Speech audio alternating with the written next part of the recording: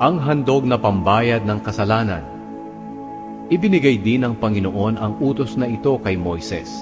Kapag ang tao'y lumabag sa utos ng Panginoon, dahil sa hindi niya ibinigay ang anumang nauukol para sa Panginoon, kahit hindi niya sinasadya, kailangang maghandog siya ng lalaking tupa na walang kapintasan, bilang kabayaran sa kanyang kasalanan.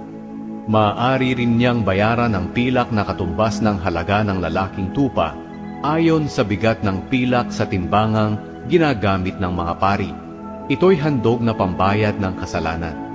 Kinakailangan niyang bayaran ang hindi niya naibigay na nauukol sa Panginoon at dadagdagan pa niya ng 20% ng halagang hindi niya naibigay.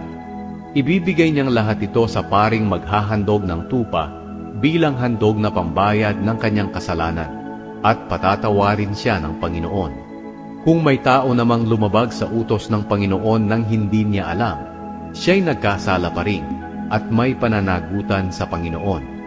Kung alam na niyang nagkasala siya, kinakailangang magdala siya sa pari ng lalaking tupa na walang kapintasan na ihahandog niya bilang pambayad sa kanyang kasalanan.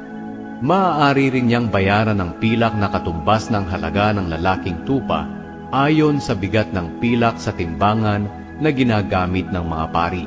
Sa pamamagitan ng gagawing ito ng pari, matutubos ang tao sa kanyang kasalanang hindi sinasadya at patatawarin siya ng Panginoon.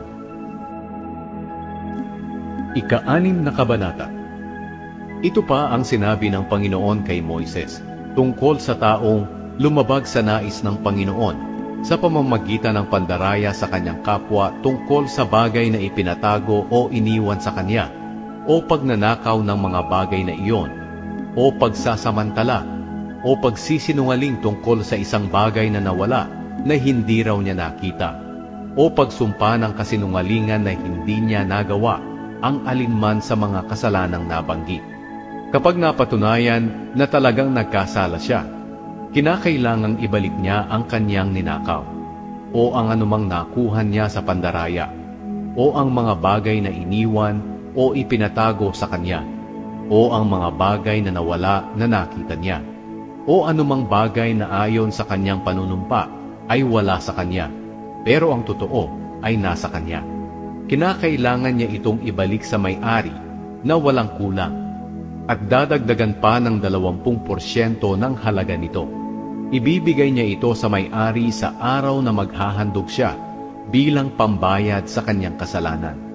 Magdadala siya sa pari ng isang tupang walang kapintasan, at ihahandog niya ito sa Panginoon bilang kabayaran sa kanyang kasalanan.